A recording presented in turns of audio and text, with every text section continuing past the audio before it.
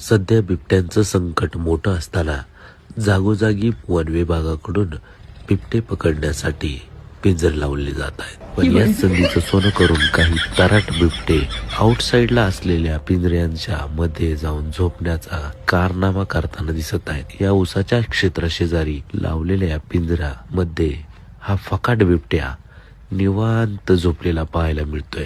उशाला जो खटका आहे त्याच्यावर त्याचं डोकं आहे. चुकून जर तो दाबला गेला, जोरात दरवाजा खाली पडून याचा पाय तुटण्याची शक्यता आहे. बरं, मग आता हा फकाट बिबट्या इथं झोपलेला असताना खाराखोरा बिबट्या का बरं इथं येईल? तसेच याला काहीही इजा होऊ नये यासाठी या व्यक्तीस पिंजऱ्यातून उठण्यास भाग पाडले. बावड्या कोण आहे? तुझा जागा नाही ना?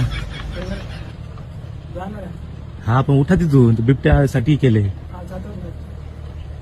या बाहेर, हे बाहेर बाहेर. ती झोपायची जागा नाहीये. अहो, बिबट्या पकडासाठी गेले.